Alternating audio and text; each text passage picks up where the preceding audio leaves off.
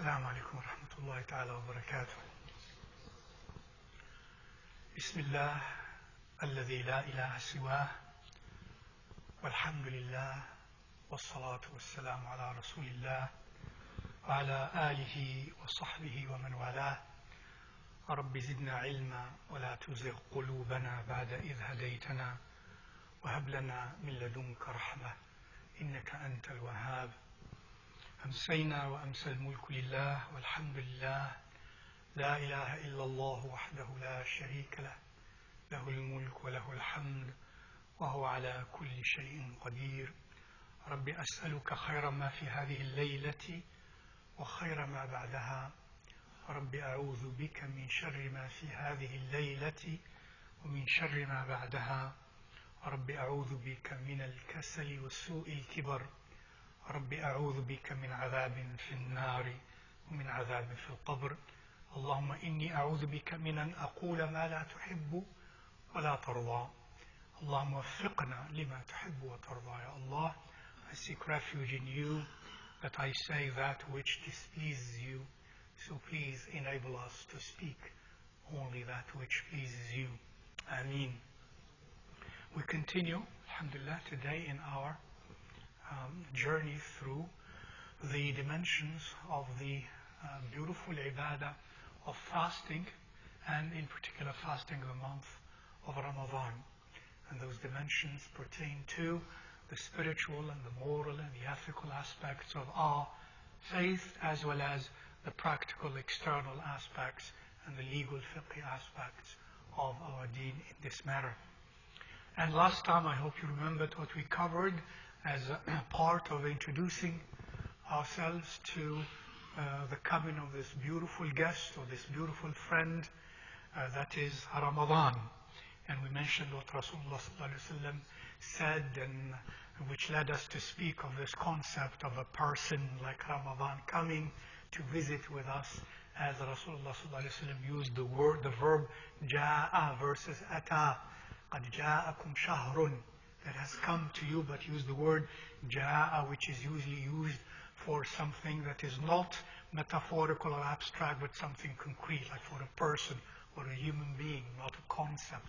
And therefore it gives this intimate, personal feeling about the month of Ramadan, inshallah. So let us continue in that aspect, and the aspect of what Allah subhanahu wa ta'ala has willed and instilled of merits and virtues in the fasting of the month of Ramadan.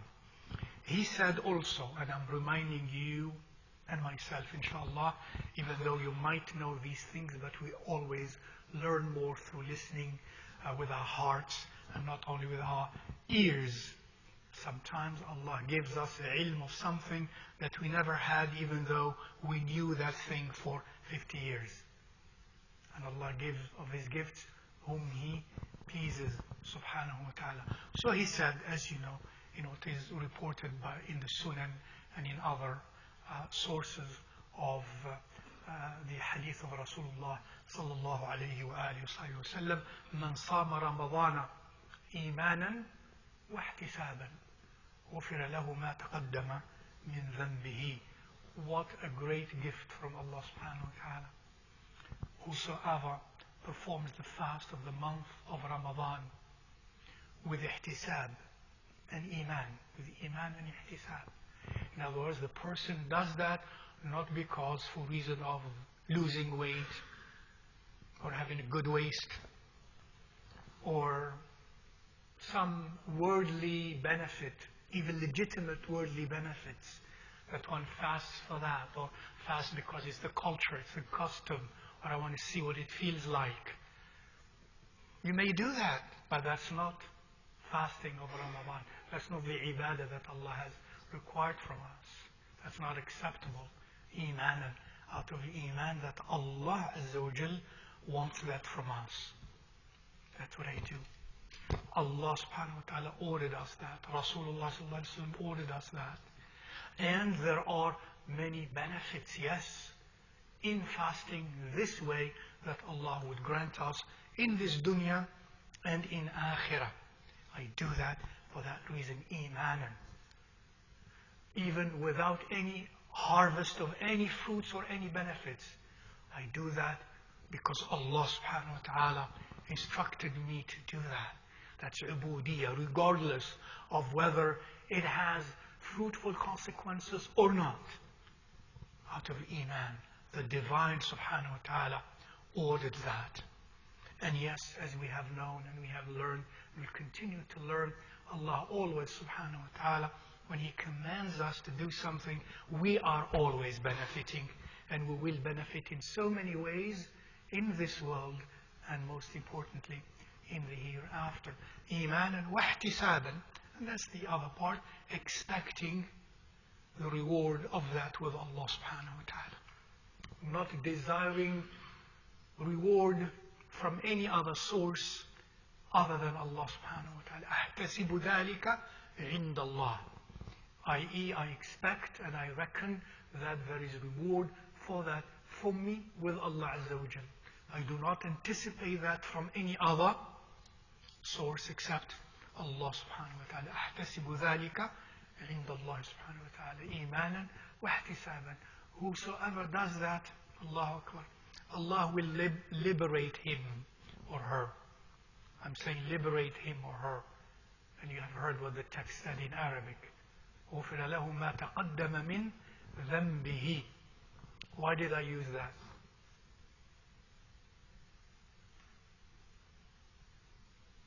Because when we commit dhunub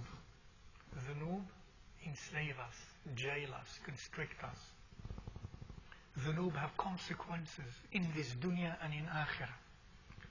Dhunub of their consequences is that we will be punished in some ways in this world and in the hereafter. We'll be held as victims. We'll be held as وَالْعِيَاذُ بِاللَّهِ, as what is it, jail, prisoners. Sorry? No, not accountable. This is about, we will feel things inside of us that are hurtful and painful.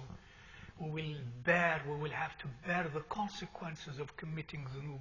We'll have to pay for that, yes, in that sense. And who wants that?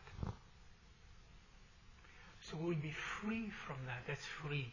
Liberated from the consequences of dhunub, of the consequences of sin. Because the consequences of sin are not only punishment in the hereafter, in hellfire, وَالْعِيَاذُ بِاللَّهِ, and that's worst and the worst, but also in this dunya. There are consequences of committing dhunub in this dunya, such as, pardon me? Sometimes illnesses are because of dhunub. What else? Sometimes poverty, being in need, sometimes is due to committing dhunub. What else? Anxiety, the inner diseases, the inner afflictions, anxieties, depressions, and worse, sometimes are consequences of dhunub, as the Quran and the Sunnah teach us, and as those who know have experienced and have also communicated to us of the ulama and of the awliya of Allah subhanahu wa ta'ala. Yes. What else of the consequences of dhunub? Yes. To be aggressed upon sometimes is a consequence of a dhanb I committed of aggression against Allah or His creatures. So I am paid back in the same kind. Social consequences, family consequences, in the negative sense, in the painful, hurtful sense, are sometimes because of committing dhunub. وَهَلُمَّ جَرًّا وَلَا يَعْلَمُ جُنُودَ اللَّهِ إِلَّا هُوَ سُبْحَانَهُ وَتَعَالَى. And to be liberated from that, Allahu Akbar.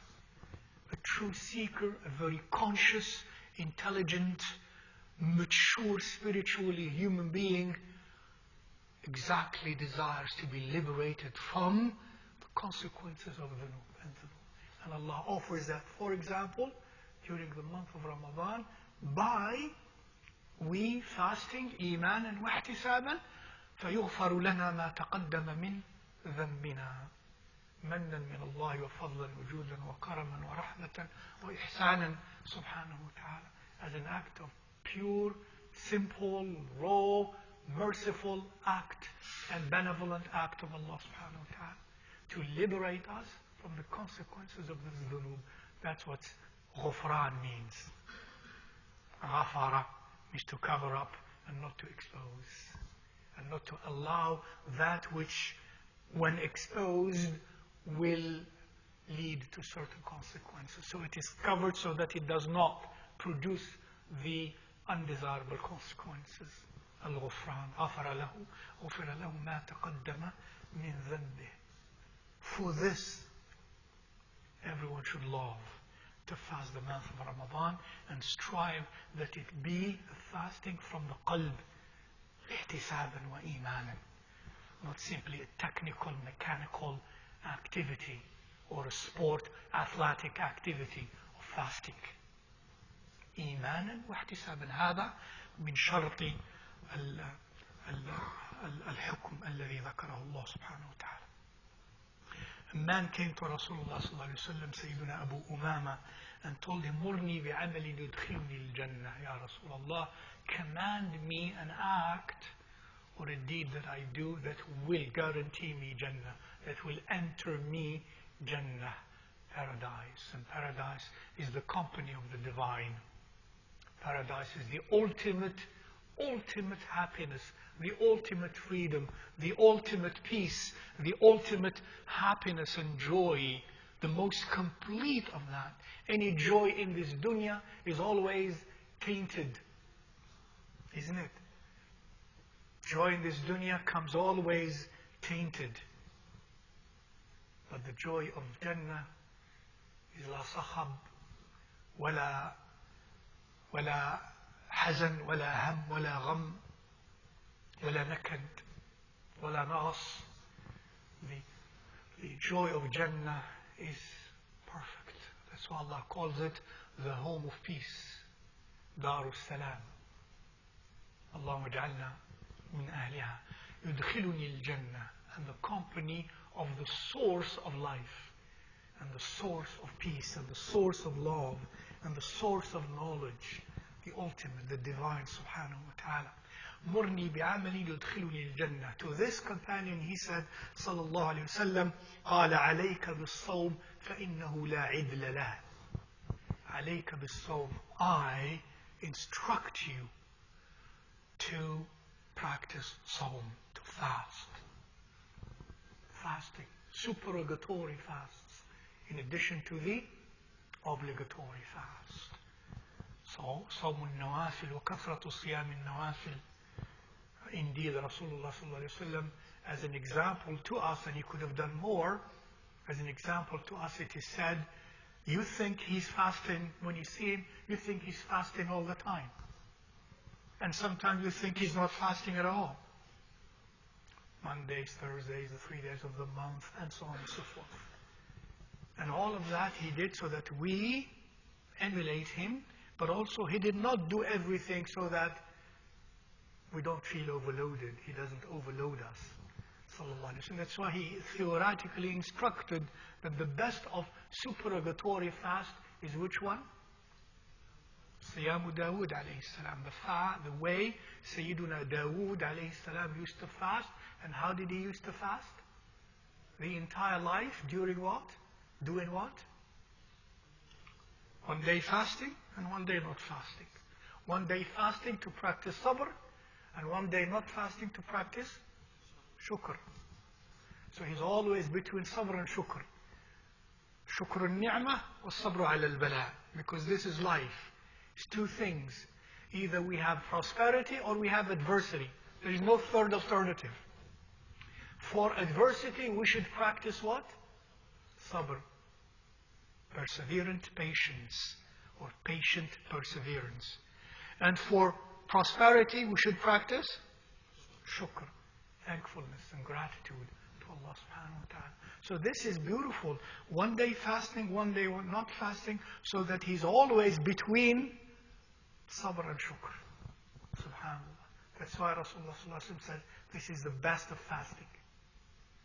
Because maybe fasting all the year, every day would express mostly what? Sabr. But you would be missing shukr. We don't pay attention to that, which is possible, valid, as long as we don't fast the days of Eid. But he said the best of fasting is Siyamu Dawood, the fasting of Sayyiduna Dawood in this way, perhaps as some people of qulub and of ilm have mentioned, so that the person is always between sabr and shukr, the two beautiful attributes that are in Sahih Tabir, are the wings of the bird, of the soul flying towards the nearness to Allah subhanahu wa ta'ala, and the energy, the wings comes from sabr and shukr.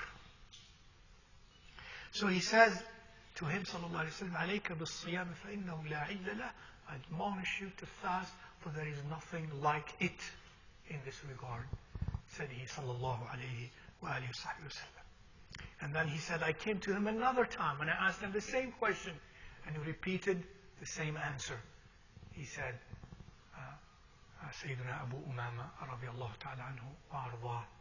So let us not take this lightly, my beloved brothers and sisters. May Allah help us internalize and actualize. You know the beautiful hadith, we cannot say all the hadith, but reminders of some major hadith. When, for example, Rasulullah sallallahu alayhi wa sallam said that Rasulullah sallallahu alayhi wa sallam said that Allah said, and therefore it is what? Qudsi, hadith Qudsi, related by Al-Imam Muslim and others, rahimahullah ta'ala. كل عمل ابن آدم له كل عمل ابن آدم والصيام جنة. And Siyam is a shield. Fasting is a shield. The ulama have mentioned few things about what is this Siyam is for me. But I said the best commentary is it is beyond commentary. Think about it. Ajib. God says, Salah, Dhikr, Hajj, Umrah, Sadaqah, Zakah, Jihad. All of that is for you. Ajib. Siyam is for me. What does this mean? Only Allah knows, I believe. Only Allah knows. And this is simply, an indication of something very, very great and very, very special. It could be metaphorically that emphasis, but it could be many other things. Wallahu ta'ala. Some would say, look, Allah subhanahu wa ta'ala is in no need of what? Of eating and drinking and sleeping and copulating, subhanahu wa ta'ala. Allah created all of those things. And when we fast, what are we doing? We are, in other words,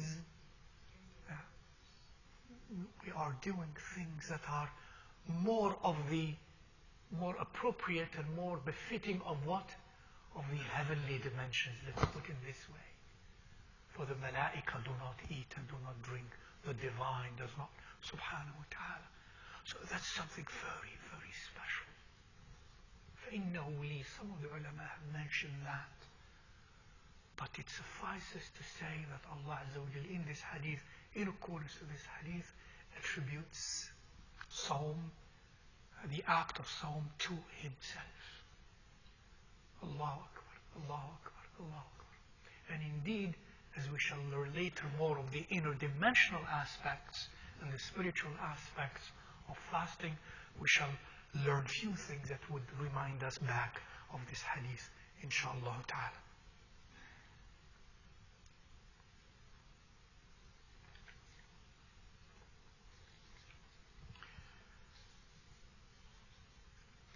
Of course, everybody knows, but in case there are young people who don't know, we should know that fasting is wajib, as you mentioned, is farz, And it is fardu kifaya, right? No. See, pay attention, so don't just say yes to everything I say. I have to test you in the middle whether you're awake or you're slumbering. So, Sawm therefore is fardu kifaya, right? Fasting is what? Fardu ayn. That's an obligation on each individual, not on the collective entity. Fardu kifaya means if a group of people is doing that, then it is not obligatory on the rest. But fardu ayn means it is obligatory on each single individual, whether others are doing it or not. Like salah, for example, and so on. Like shahada, so arkanul Islam, arkanul iman. All of these are fara'idu ayn. Obligatory at the individual level. Wal-iyad billah. It means if the person does not perform the fard, he or she will be punished. And if he or she performs the fard or the wajib, he or she inshallah will be rewarded. So it is حكمه أنه فرض عين واجب معلوم من الدين بالضرورة. This is the kind of wajib that is known in the Muslim society, in a Muslim compliant society, in an Islamic Shari'i compliant society. It is known معلوم من الدين بالضرورة, meaning every person knows that. They don't have to be scholars or students of ilm. The lay person knows that. It's like an axiom. It's axiomatic. It's self-evident. معلوم من الدين بالضرورة. Known necessarily in the deen. Everyone knows it. The old, the young, the educated, the uneducated. Self-evident. And to deny a self-evident truth, to deny, I think we spoke about that last time, I think we did. To deny a self-evident truth, to deny a ma'lum min ad-din bil-darura is what? Is an act of kufr. Is an act of kufr, of riddah wal-iyaz billah. So I said, therefore I said, right, that not to do something that is self-evident is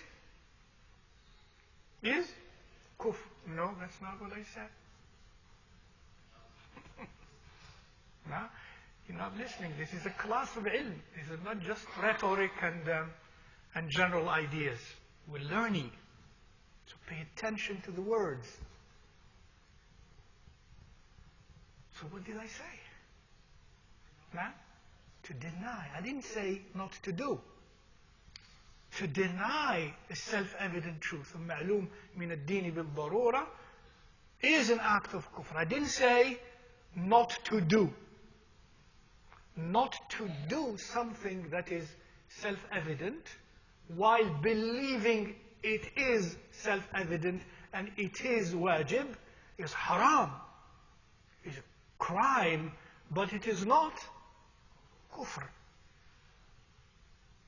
To deny that it is wajib, to deny that it is obligatory for something that is self-evident, that is kufr.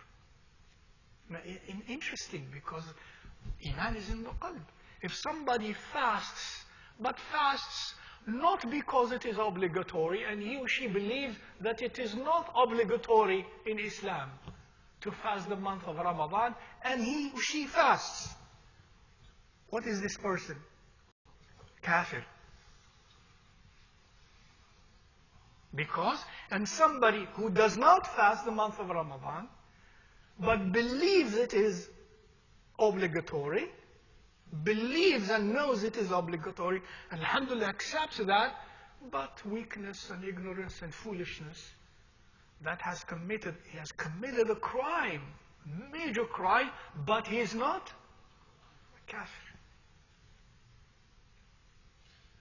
And the lucky one is who? The one who has that iman, imanan wa ihtisaban, who has that iman and practices that. And that's what the lucky one is. Allahumma ja'alna minhum.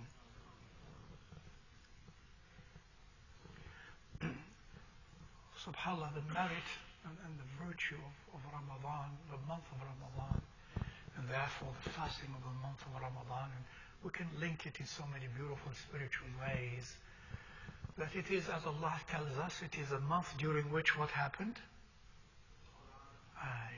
The Quran was given to humanity. The Quran was given to the world. شهر رمضان الذي أنزل فيه القرآن. The divine communicate with the creation during Ramadan. That's a reason why this month is very special. Honored, ennobled by the fact that the word of the divine descended to this world. SubhanAllah. And the spiritual realm is not the realm of eating and playing and copulating and enjoying. The spiritual realm. And the Quran comes from the material realm or the spiritual realm? The spiritual realm. That's why, subhanAllah, fasting is a very appropriate and consistent ibadah with that relationship of the word of the divine from the spiritual dimension coming into this world. So we are to connect with that spiritual world through fasting. And as an act of gratitude to Allah subhanahu wa ta'ala, to have communicated with the world. The infinite communicates with the finite. Allahu Akbar. The infinite perfection offers itself, himself subhanahu wa ta'ala, to the finite creation as a mere act of, again, benevolence, rahmah, and ihsan from him subhanahu wa ta'ala. It is horrible. The Muslims all over the world, throughout the ages, even the lay people amongst them, throughout the ages, as Imam al-Dhahabi rahimahullah ta'ala mentions, أنه مقرر عند المؤمنين. It is established amongst the believing man and woman, established, no, scholars or no scholars, or lay people or all, that من ترك صوم رمضان بلا مرض أي بلا رخصة شرعية أنه شر من الزاني ومن مدمن الخمر. أن من تعمد أن لا يصوم يوما من شهر رمضان من غير مرض ولا رخصة شرعية فهو شر من الزاني ومن مدمن الخمر. That a person who deliberately, voluntarily, not for a legitimate shari'i reason such as illness, does not fast Ramadan or a day of Ramadan, is worse than zani, an adulterer, and worse than a person who is addicted to intoxicants,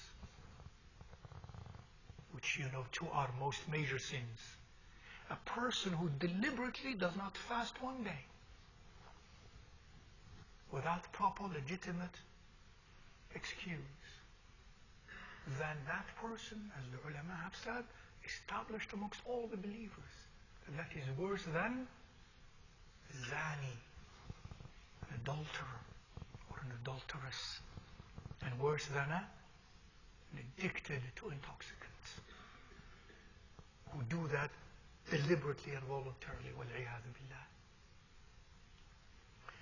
لذلك أيضا صح عنه صلى الله عليه وآله وسلم, in accordance to the critiques of the text of hadith, that it is authentically related, such as by the sources Abu Dawood rahimahullah ta'ala, Ibn Majah, and Tirmidhi and others, on the authority of Sayyidina Abu Hurayrata radiallahu ta'ala anhu, that Rasulullah sallallahu alayhi wa sallam mentioned, من أفطر يوما من رمضان في غير رخصة رخصها الله تعالى لا لم يقض عنه صيام الدهر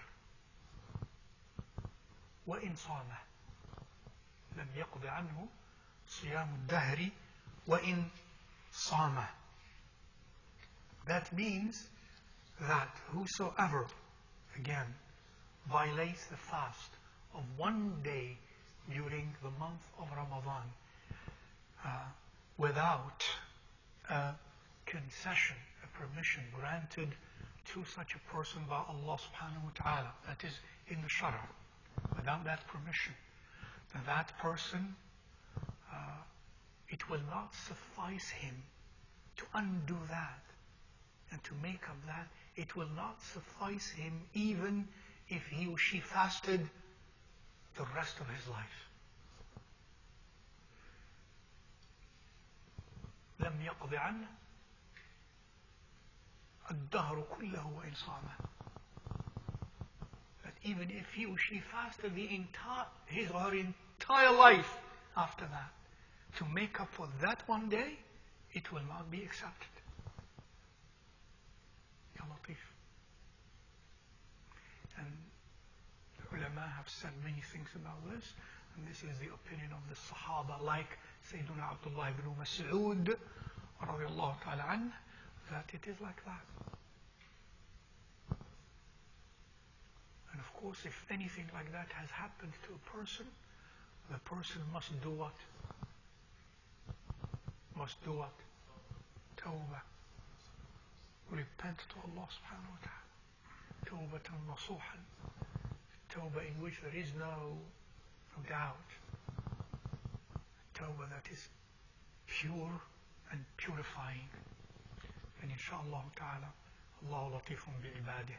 Allah subhanahu wa ta'ala help us be those.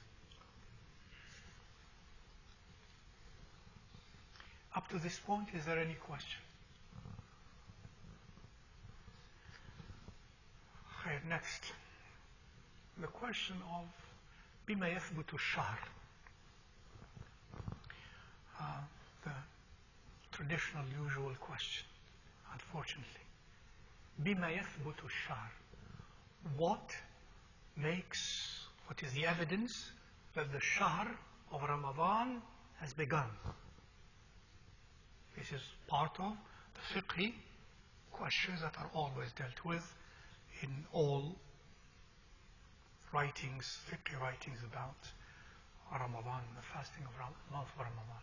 بما يثبت الشهر. That's a question. The sighting of the crescent moon. What else?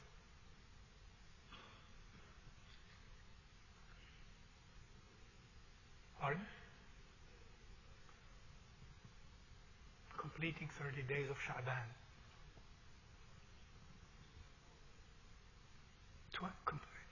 I'm sorry? Yeah, that's what he means. In other words, in case you did not cite it, then complete the 30 days of Sha'ban. Do you know of anything else that is mentioned? Pardon me? No, when does it begin? When do we begin? What is the evidence? What is the cause? What is the sabab of starting to fast?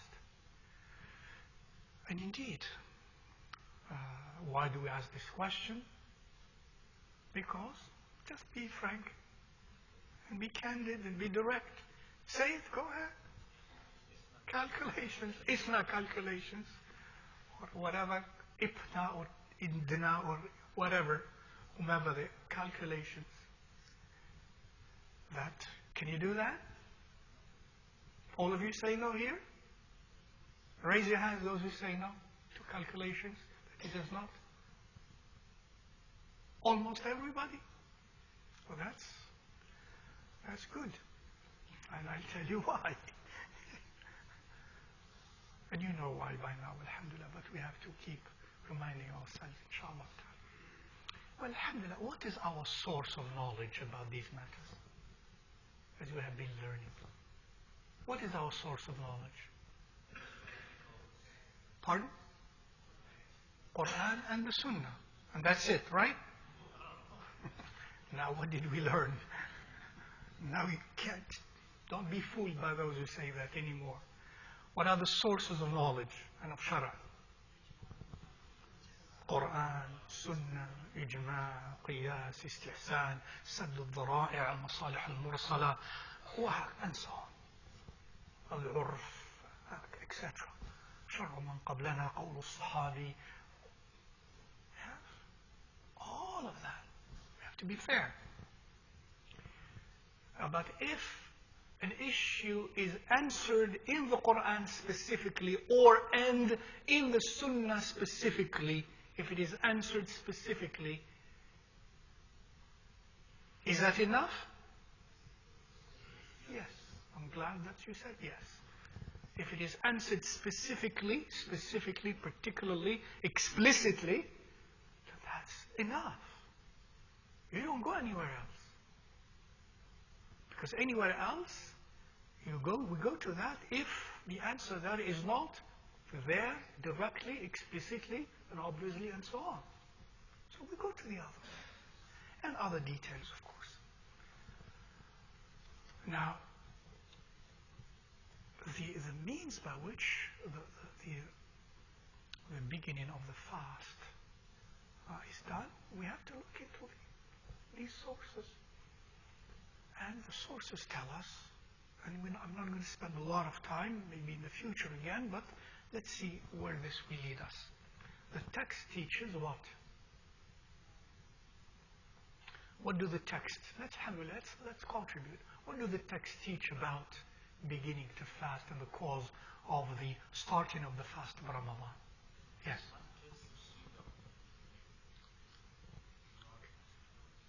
Okay, so you all remember the text, this text in particular. That's very good. You didn't start with the usual text that people usually start with, and they forget that text, because we emphasized that a lot last year, and I'm glad you didn't forget. Well, the text teaches what? Do not start to fast, do not fast, or meaning start to fast, of course. Do not start to fast until you sight the crescent. And do not stop to fast until you sight the crescent. That's one text. What's other texts?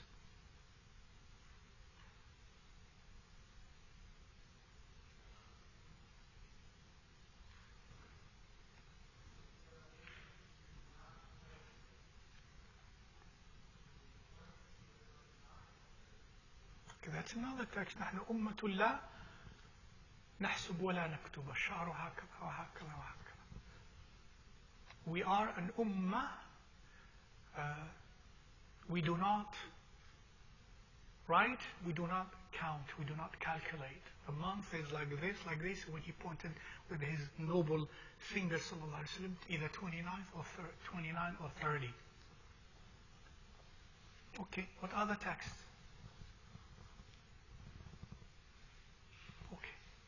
صوموا لرؤيته وأفطروا لرؤيته. صوموا لرؤيته وأفطروا لرؤيته. Fast when it is sighted, and stop the fast when it is sighted. وهكذا. And many other texts, when taken together, this is what it is saying. Now, صوموا لرؤيته, what may it imply? This second text. Fast as it is sighted, when it is sighted. Now think logically. Think as a real student of logic, of rationality, which is necessary for being an alim. What does this imply? Yes. No. That's not from the immediate rationale of the text. Yeah, and then you being a student, I'm telling you no. So be a student and accept no. That means search further. Because why is it no? Because the word ru'ya is a word, ru'ya, in the Arabic language, in the literal meaning of ru'ya is ru'ya. What you are saying is a metaphorical meaning for ru'ya. But that requires other rules which you should know, but maybe you don't know. Because you do not, and we have talked about that last time also, you do not use a metaphorical meaning of a term in any language, especially when it comes to the Quran and the Sunnah. You don't go jump to the metaphorical meaning of the term when the literal meaning of the term is possible to be understood and to be actualized. We have recourse to the metaphorical meaning of a word only if the literal meaning is impossible to be actualized and expressed. So you don't jump to metaphor when the literary meaning happens. And when do we jump to metaphor?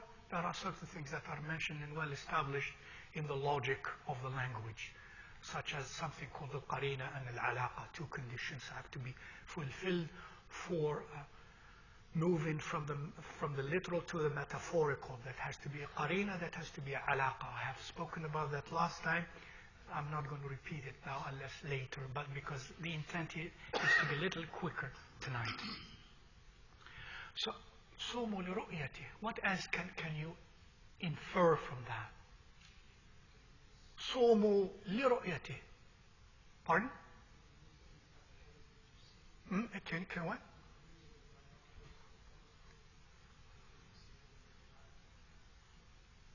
That is, in this case, it is there possibly.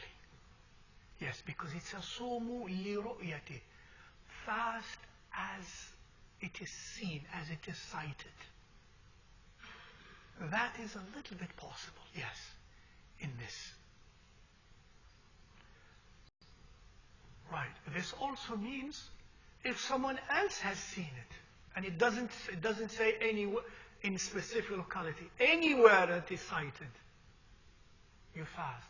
Sumu li ru'yati. It didn't say sum idha ra'ayta. Sumu, it didn't say fast when you see it. It said fast when it is sighted. Whoever else sees it. And number two, whoever else could be anywhere on earth. That's generally part of this logic. Right? But we have learned you do not use one text to come to conclusions. This is one text that some use and say, therefore, wherever it is cited in the world, we fast because Rasulullah said, Sumu li ru'yati, wa aftiru li ru'yati. And they mean well, some scholars have said that. But there is another text. First of all, the idea of do not fast until you sight it. Do not fast until you sight it. This removes the possibility of using any other means outside of sighting. Because do not fast until you sight it. Sumu li ru'yati may open the field. Now this one says do not fast until you sight it. So it removes all possibility of any other alternative and mechanism. Because of the text. Had that text been there, we will talk about other things. Because this is law, this is deen. This is not just math and physics. This is deen. Do not fast.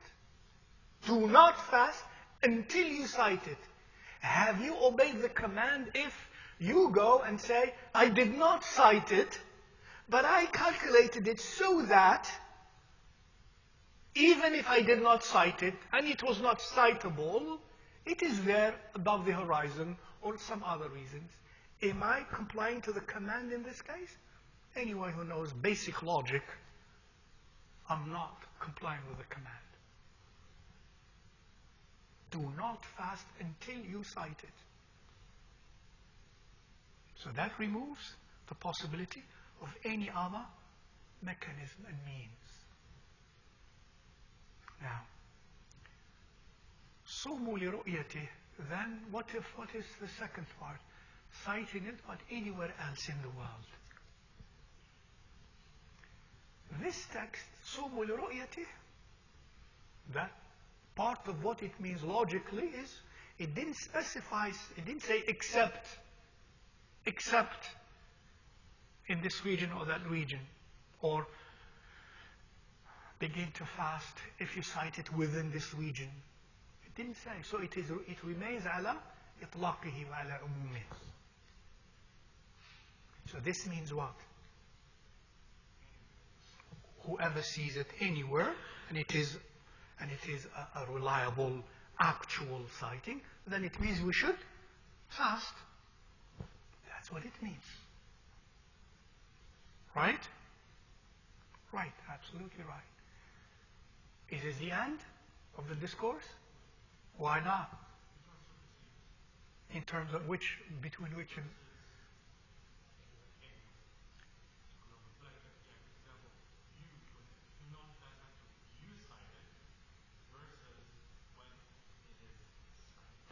Well, that's true, but the you here is plural you. لا تصوموا حتى تروا الهلال. Plural you, not singular you. That's English, you know. It's not the same thing. Anywhere in the world, and you, in general, it's the same thing. Same thing, exactly. Same. That's why, because he thought you here is you individually. You, yeah, exactly. If it were that way, that's correct logic. So therefore, wherever it is cited globally, we should fast. Why are you looking at me like that?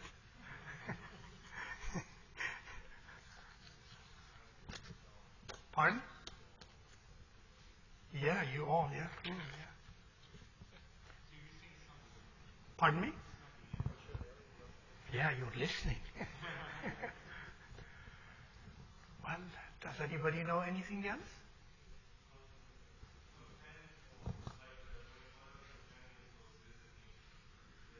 Khalas. That's another text. Let's see what that text says.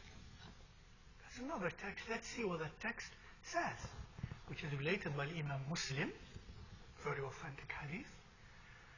And it is in the time of the Sahaba still, and the Tabi'een. In the time when Muawiyah was the Khalifa of the Umayyad dynasty in the early beginnings. And where was the capital? Damascus, Dimashq. And there was a scholar, a Tabi'i, named, what's his name? Famous story, this very famous in this context. It is even the hadith is known as the hadith of the name. No. Yes, Ibn Abbas is involved, but it is known as not the hadith of Ibn Abbas, because Ibn Abbas has tons of hadith. Hadith of Qurayb. Qurayb is the name of that scholar Tabi'i. And Qurayb had come from Damascus during Ramadan, and when he arrived in was it Medina or Mecca, where Sayyidina Abdullah ibn Abbas was, I think it was in Medina, it was towards the end of Ramadan. And Sayyidina Abdullah ibn Abbas asked Qurayb, and they were talking about, in a discussion, they were talking about Ramadan. When did you start fasting in Dimashq, in Sham? He said, we started on Friday of that, 29 or 30 days ago, I don't know. He said, on the night of Jumu'ah. In other words, we started on Friday. He said, did you sight the crescent? He said, yes, we sighted it on the night of Jumu'ah. That is, what? Thursday evening, Thursday night. He said to him, did you yourself see that? He says, yes, I did cite that, and Muawiyah cited that as well. Khalifa. And by that account, by that counting, Eid should be in Medina on after 29 days.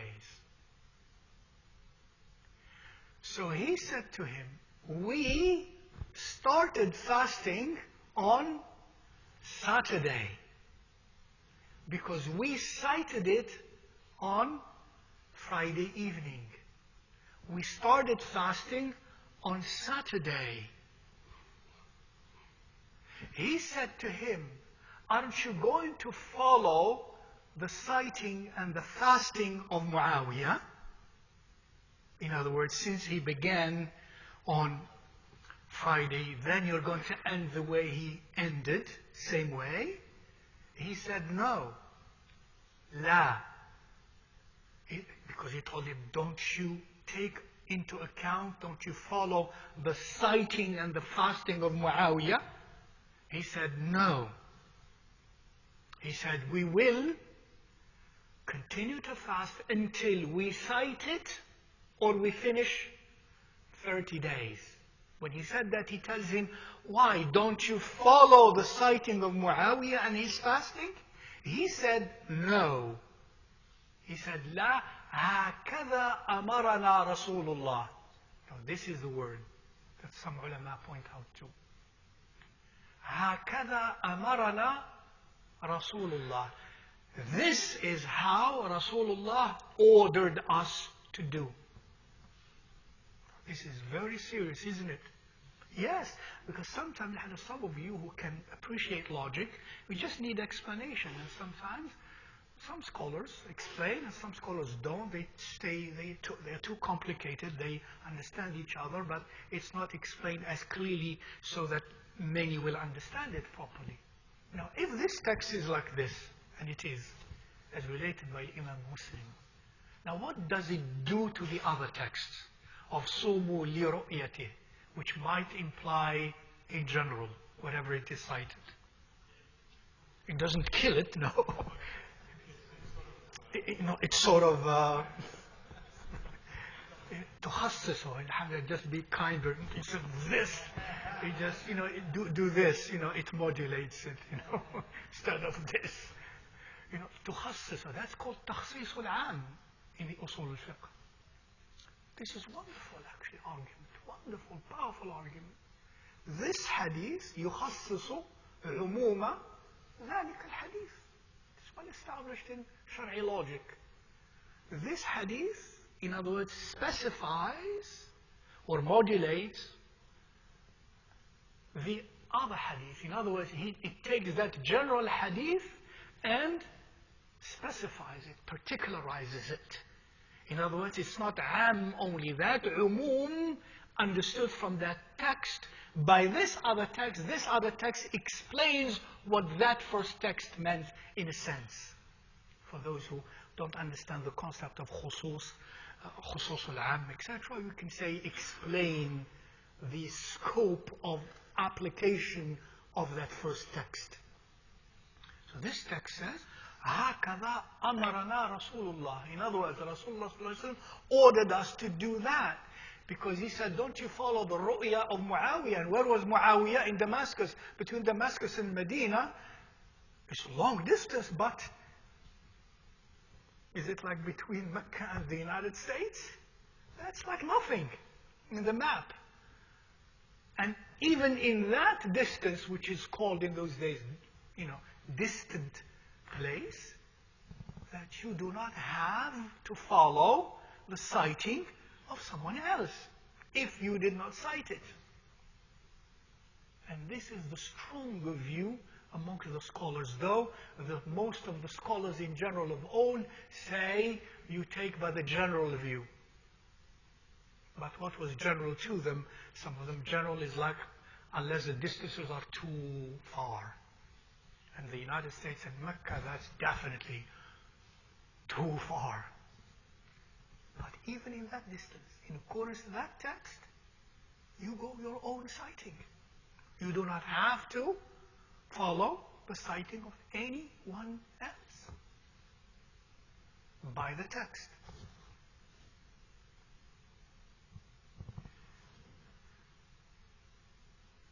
And that's very, very important to keep in mind. Now the problem nowadays sometimes is not that we follow global sighting or we don't. What is the problem? Pardon? I can't hear. Huh?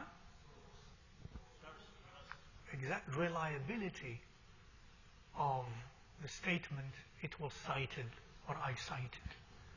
Reliability thereof. It's not reliable.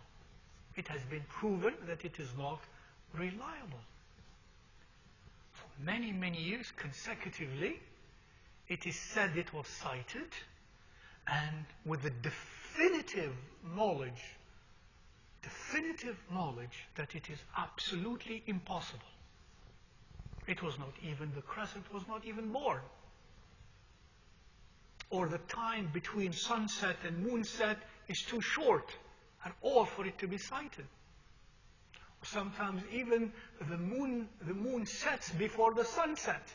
It was said it was sighted, which has all impossibilities. Some of you, I hope, understand that. Or someone in the east, and Mecca, of course, and Saudi Arabia, and all of that is in the east, saying they sighted it, and of the west of them, for example, in Morocco, it was impossible to be sighted, and it was not sighted. And this is like this almost every year. And in the United States, it is not sighted. Because the logic in Allah's creation and nature, if the crescent is sighted in the east, it will be sighted in the west. And if it is sighted in the west, that doesn't mean it is sighted in the east. In other words, for sighting, who has to follow whom? No. The east has to follow the west. Because if in the east it is sighted, it will be sighted in the west. And if it is sighted in the west, it's not necessarily sighted in the east. In other words, the west does not need the east for sighting. The east needs the west for sighting if they want global sighting. And if year after year, and so many years, claim is it is sighted in the east and it was not sighted in the west reliably, then that means the claim of sighting in the east was false, wrong. So that's one problem. It's not about simply global sighting or not. Now it is about this. And the text about global sighting takes care of it. You don't have to follow global sighting.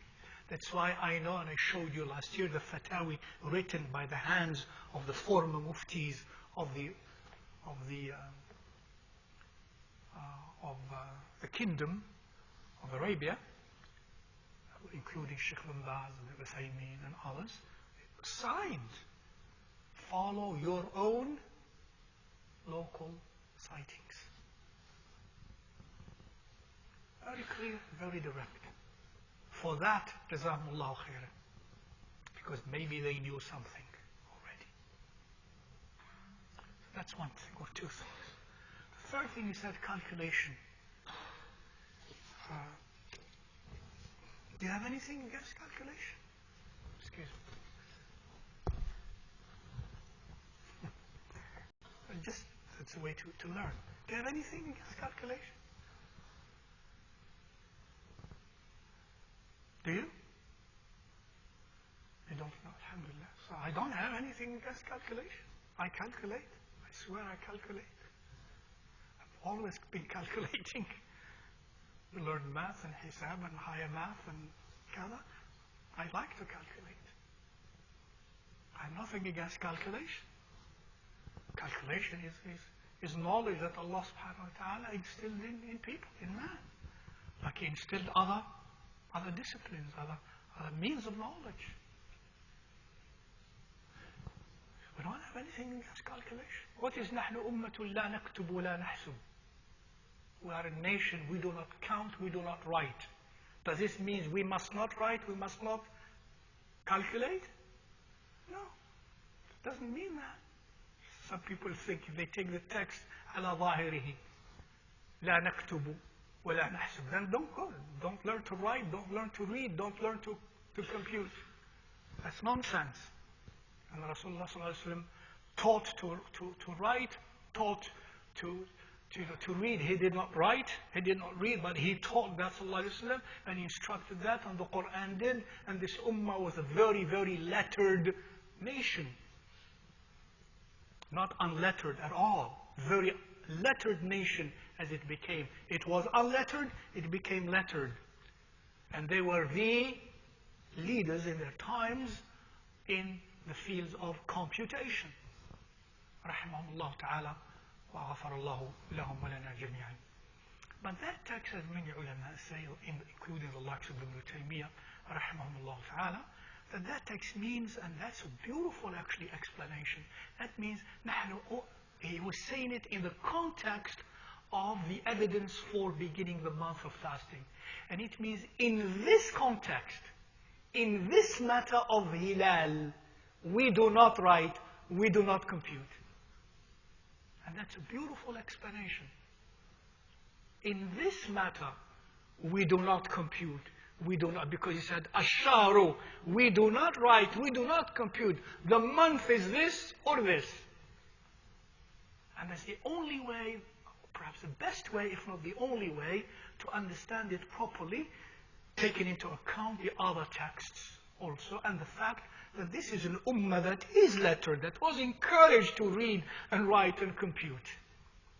But not in this matter. And it's very interesting. We shall see again many other beautiful reasons why. So there's nothing against calculation. In this matter, do not calculate. Another thing, what? When they say they calculate,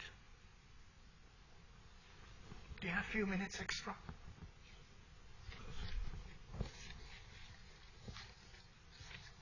The statement that came from our brothers, حفظهم الله وغفر الله لنا ولهم at ISNA,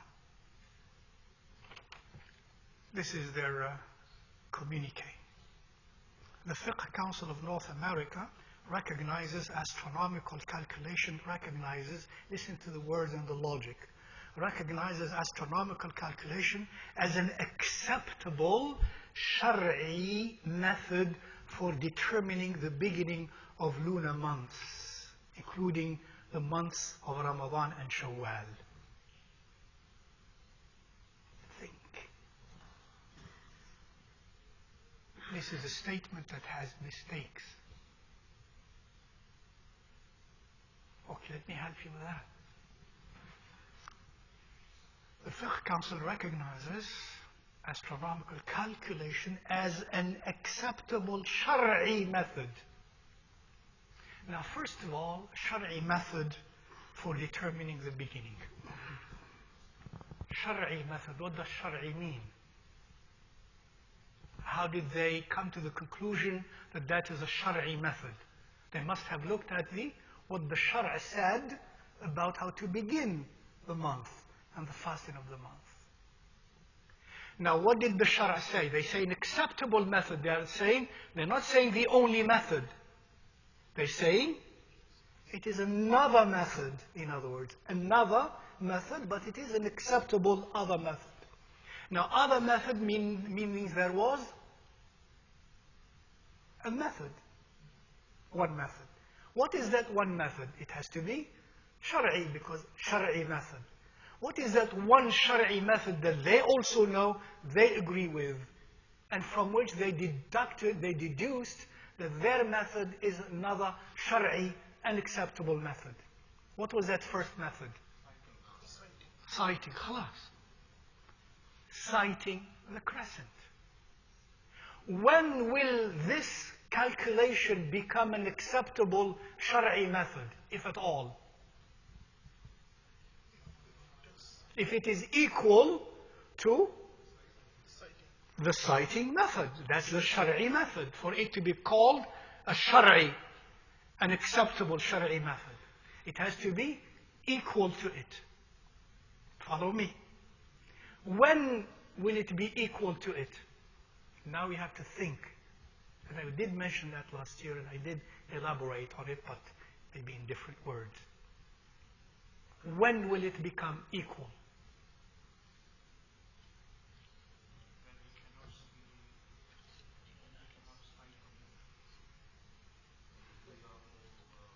You do the whole,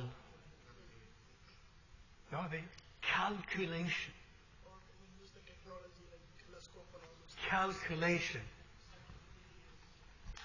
Now?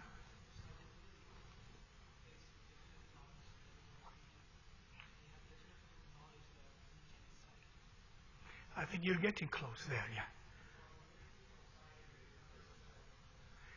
In other words, close, yes. In other words, calculating now, for it to be equal to citing, we must be calculating what?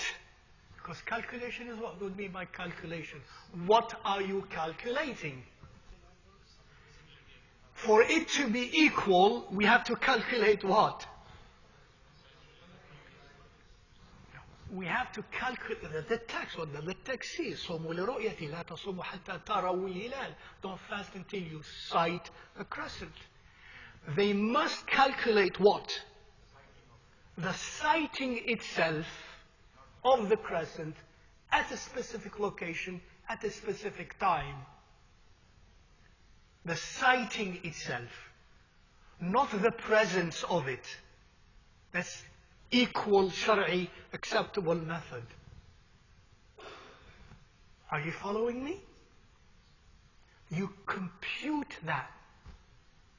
What did you say there? No, just say it really. I read your lips. No, please say it really. Say it.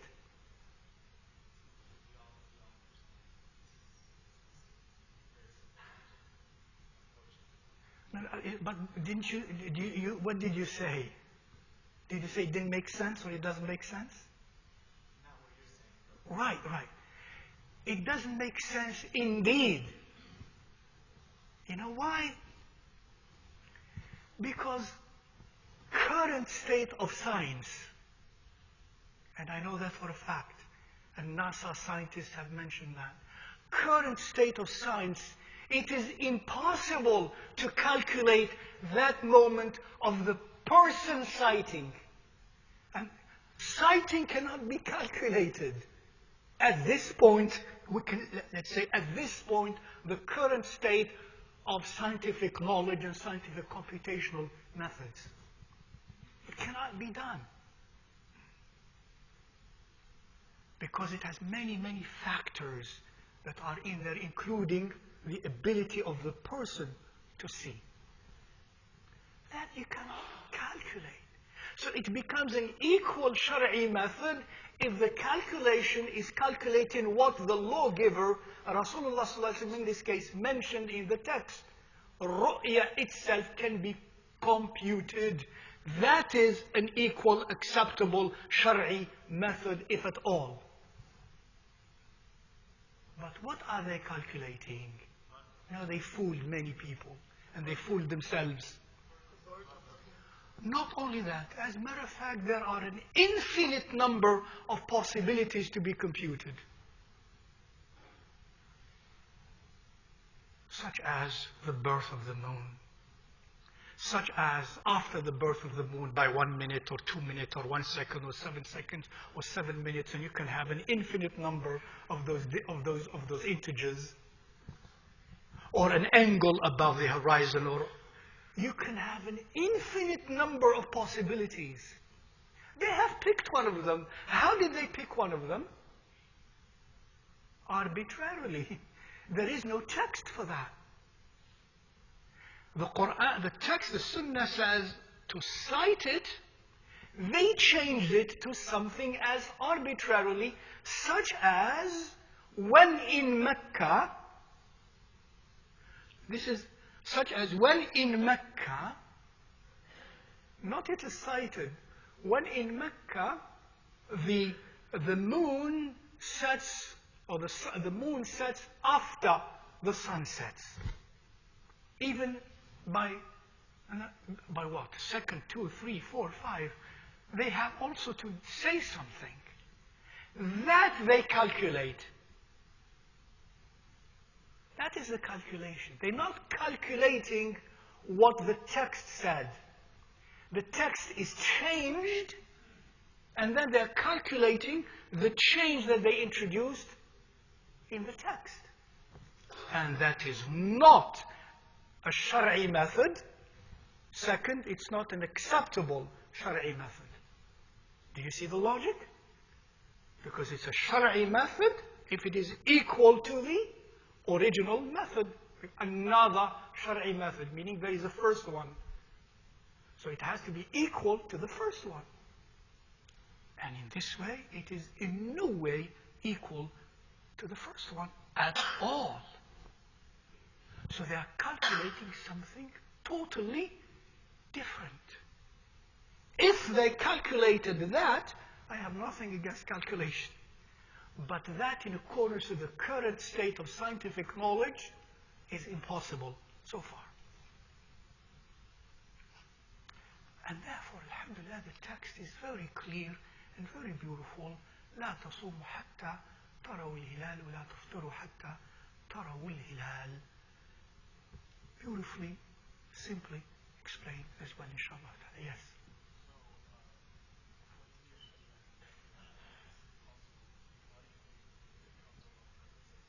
Because I was with them. And I know what they said and what they didn't say. Because they don't know. Fair enough. I cannot. يعلموا because they don't know. I don't want to say these things. They made a mistake. Like others made a mistake. Fiqh Council is comprised of certain, alhamdulillah, individuals. غفر الله لنا ولهم وحفظهم الله. And it's فوق كل ذي علم عليم. There is not enough knowledge in science in some of them. There is not enough knowledge in fiqh in some of them. And both are lacking.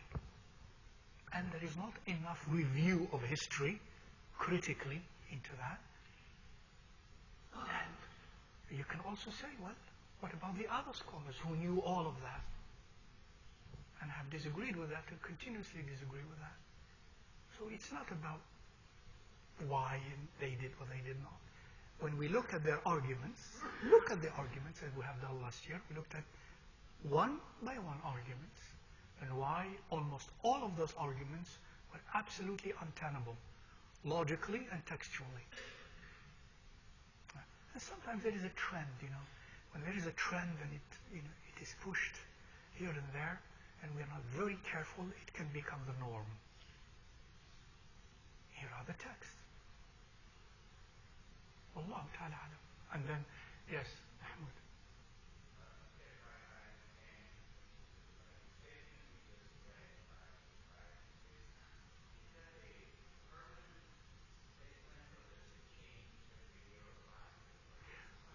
In my experience at the Fiqh Council, it has changed. It has changed. By the way, originally it was the good opinion. This opinion that we're still holding to. I'm still holding to. That was the right opinion, which is basically what we're saying now. But it has changed indeed. Even that criterion, in the last few years, they have changed it. Because it's arbitrary. There are infinite possibilities that you can theoretically suggest to begin fasting when you give up the criterion given in the text of the ru'ya itself. SubhanAllah, maybe there is here a hidden, beautiful spiritual reason when Rasulullah said, نحن أمة لا نكتب ولا نحسب. And I said, in this matter of Hilal, because maybe he knew that this is computationally anyways impossible. And he said, in this matter we do not count, we do not compute, we do not write. It means in this matter. And now, still now, in 2016, we know that computing that fact of citing it, the citability criterion, citing it, that's computationally, currently impossible. Allah Ta'ala alam.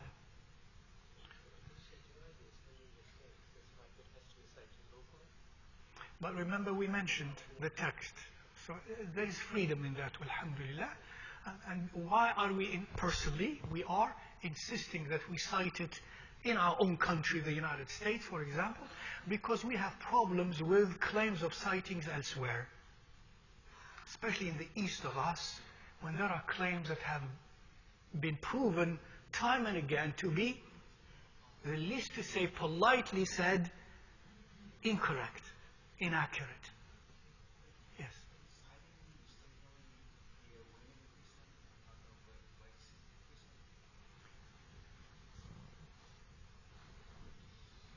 The mistake in citing can be at any level, because it depends on many factors, whether it is waxing crescent or at whatever level the crescent is.